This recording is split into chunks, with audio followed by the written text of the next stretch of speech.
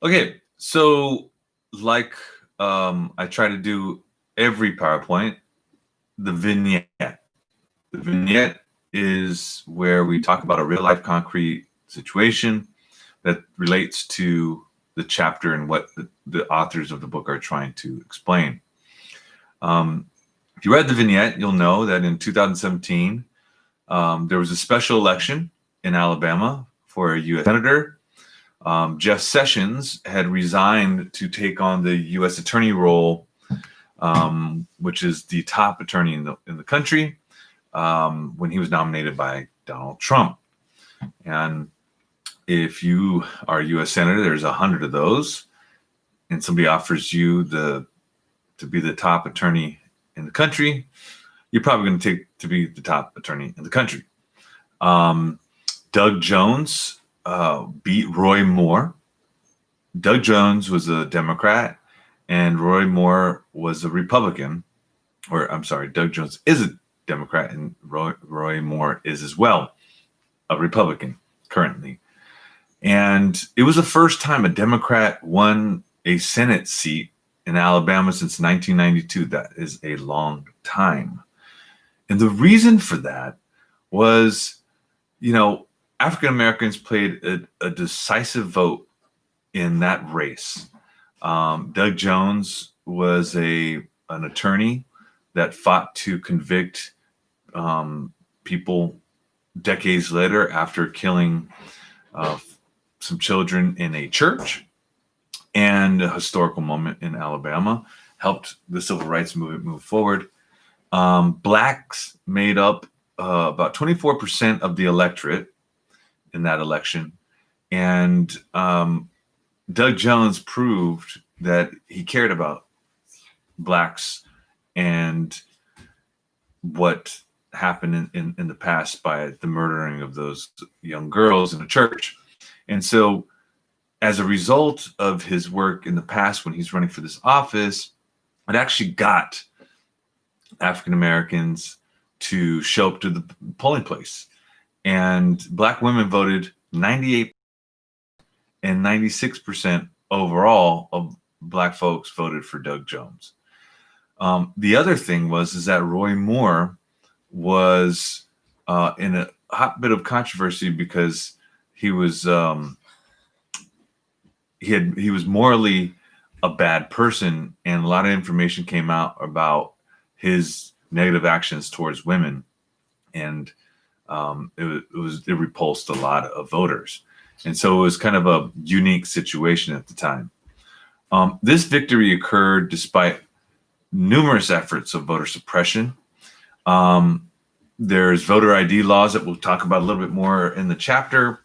There was restricting voter education initiatives in Alabama, voter intimidation, and there was if somebody weren't on the voting polls or voting rolls and they wanted to vote, you can, and anybody else can, if you felt like you registered to vote, get a provisional ballot, and it later gets verified.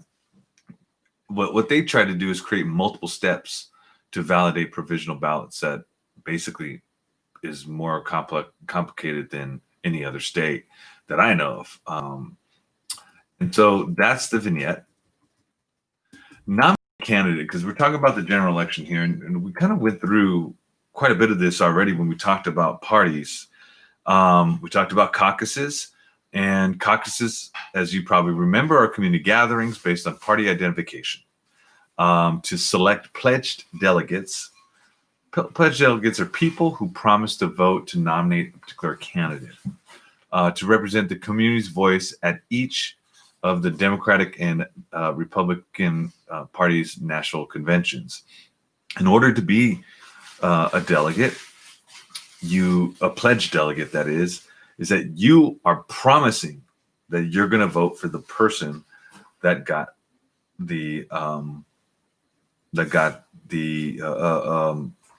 got selected by the community. A very, very interesting time in 2016 was the Iowa caucuses. And the book cites to the Hillary versus Bernie Sanders Iowa caucuses. And Hillary barely beat Bernie in that. And what it showed was that Bernie was sent an armada of people to go and campaign for him in the states who had the early primaries. Because if you build momentum in the early primaries, then you're going to get a lot more momentum throughout the other caucuses in the primaries. So Iowa caucuses is the first group to, and so it is really important for presidential candidates, whether they're Republican or Democrat, to show up and get Iowa caucus, even though Iowa is so small and tiny. And when I got to go out there for the caucuses in 2016, it is a different planet than what we are used to. And I say different planet meaning different state, and it's so very different than our reality here, but yet we're in the same country and speak the same language. And the Hillary and Bernie experience was their stark candidates, very different.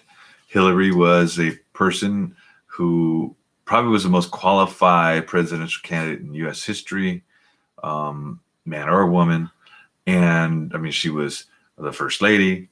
She was a former U.S. senator. She was a Secretary of State, which Secretary of States deal. And Bernie Sanders was a former mayor and now a U.S. senator. And they had different platforms and resonated with different people. Bernie is a socialist Democrat, and Hillary is a mainstream moderate Democrat. And we'll get more into that later on. But it was quite eye-opening to see how the caucus in Iowa helped shape the final battle between the nomination process for the Democratic Party. Because at the end, those two were the last standing for the Democratic nomination fight at the convention. The Iowa caucus in 2016 with the Republicans, Ted Cruz was the winner. He had the most number of votes. He's a conservative senator from Texas, and he was number one, which was interesting because he's Latino, and he very, very conservative Latino, but he resonated with Iowa folks. Trump got number 3, and then he continuously rolled out to get more and more votes, or more and more delegates pledged to him through the nominating process. And I want to reiterate what I said a little bit earlier about volunteers being sent to the caucus elections. That is the most fundamental fight at the beginning of elections. If you want to run for president, it is to send numerous people and numerous resources, flyers and commercials and all kinds of different things to the caucuses and the early voting, because you got to build that momentum, or else you can't wait for California, which used to be in June, and now is in March, so that they could be more relevant in the election. So that's part of the nominating process.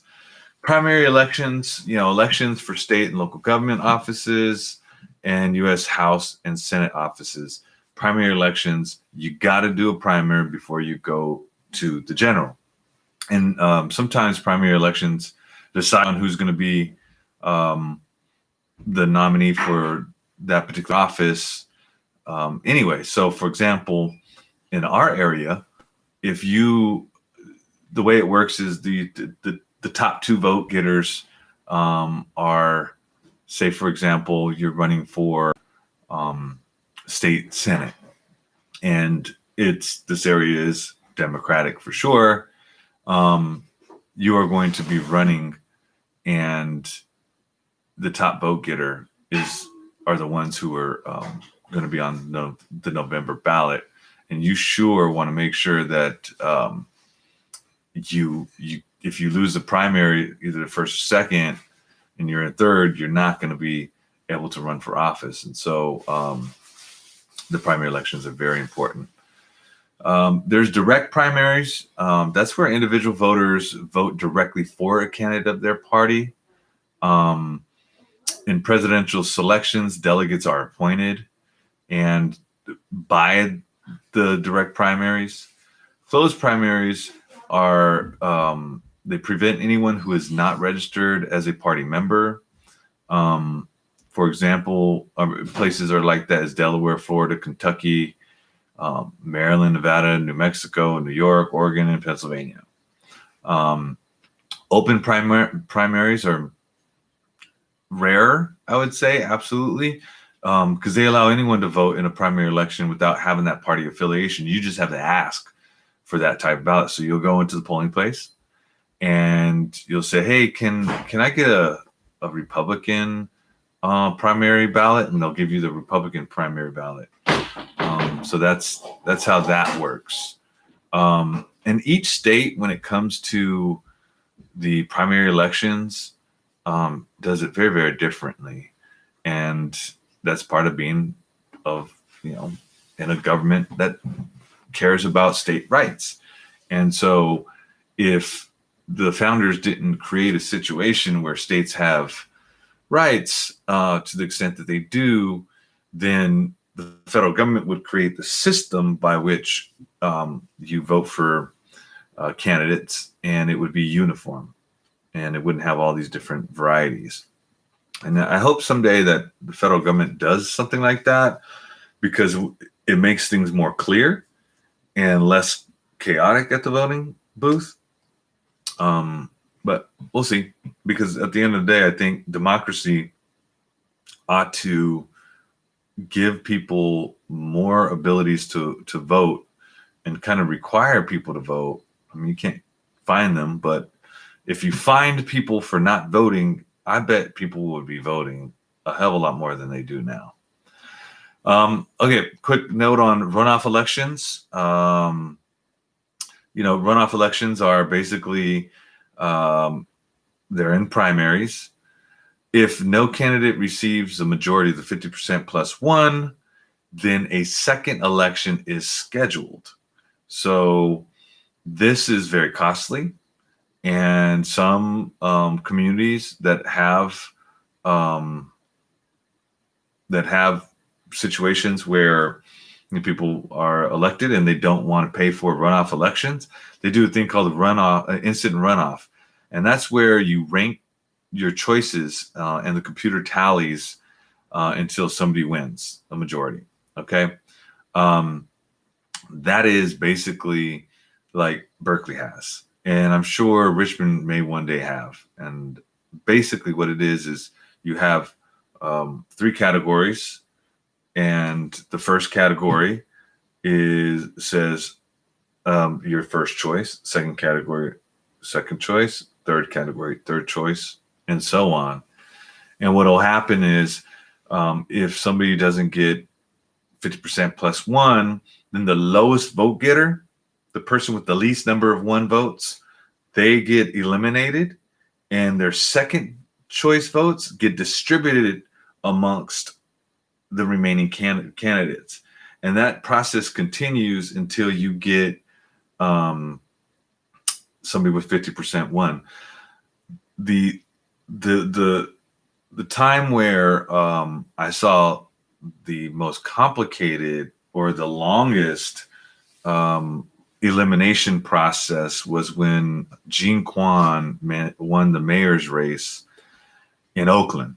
And that was a lot of people were running for office. And so a lot of people got eliminated, and she eventually won. And people didn't think she was going to win, but the instant runoff process allows those of votes. So it really pays in an instant runoff with a lot of candidates to join with other candidates and make agreements that we're going to tell your supporters to support them for whatever, and so so on and so forth. Party conventions, um, those, as we talked about before, are assemblies held by political parties to nominate candidates. They set party rules and policy positions. Very simple, very fun times. Each state gets assigned delegates. This, again, we're talking about primaries and getting a nomination for president. And so each state, based on population, gets delegates to vote for the nominee.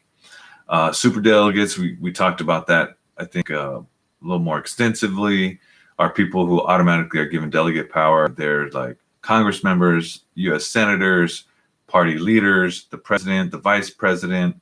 Those people have votes, and they didn't earn it through the process of being that is created in the parties through the delegate process. Unpledged delegates are free to vote however they want, and those are people who basically aren't required to vote for some particular person based on being selected by your community. Like in Iowa, they select people who have vowed to support a particular person in at the convention. A couple quick notes on party conventions and critiques is that the Republican Party, they have 202 delegates, but in order to get their nomination, you only need 1,542. And Trump did this in 2016. He had no problem, based on all the primaries that he was able to win and the caucuses he was able to win. He captured more than enough of the delegates to win the nomination. So the actual convention of 2016 for the Republican Party was more like a rallying effort. And it was like, hey, let's get together, and how are we going to come up and win this election? The Republican Party's primary focus in 2016 was job creation, trade, and economic policy. The critique about their convention is that it lacks substantial diversity of its membership. In 2016 specifically, out of the 2,472 delegates, there were only 18 Black Americans who were delegates. 18 of 2,472. Imagine how they must have felt being such a minority. And I mean, Latinx folks felt the same way, I'm sure. But I can't assume. I don't know how they feel, but I know how I would have felt. There was 133 of the Democrat or the Republican delegates were Latinx, and that's out of, again, 2,472. Very, very small numbers, and that's why I think people have a valid critique that the Republican Party doesn't care too much about people of color and their issues. So, that's their choice to participate in that group. I think that any political party should be inclusive of everyone in order to have more ability to see diverse lenses. The Democratic Convention is a little different. It has 4,763 delegates, which is almost twice as much. You only need 2,382 to win the nomination. Now, Hillary didn't outright win, because if the super delegates all voted for Bernie, he would have won. And if all the super delegates voted for Hillary, she would have won. So that convention was more contentious. But the good thing is that the primary focus of the Democratic Convention, they all agree. I mean, they don't all agree, but what they supported was raising the minimum wage, supporting public education, a progressive job plan, which that term is very vague, but it's basically creating more jobs, abolishing the death penalty, because as we know, the death penalty has killed folks who are actually innocent, and Wall Street reform. The critique of the nomination process at the Democratic Convention is that because there was the super delegates who actually injected themselves into the nomination process wholeheartedly for Hillary, and they weren't really supporting Sanders at all. And in fact, the Democratic National Convention committee got in trouble for trying to hurt Bernie Sanders. And so what it caused was a lack of enthusiasm for Hillary, not only at the convention, but at the voting polls or voting day in 2016. And so I truly believe that because of that destruction inside of the Democratic Party, through that process of the nomination of Hillary Clinton, that the Democratic Party actually lost the race. I think they could have won. And in fact, I think they could have won if Hillary and Sanders joined together to run on the ticket. The diversity for the Democratic Convention is a little bit better than the Republicans, but it needs a lot more work. 25% of the delegates are Black, 16% are Latinx, and 9% are Asian. I'm going to come back and we're going to talk a little bit about the general election, because we just spoke about the primary and the nomination process.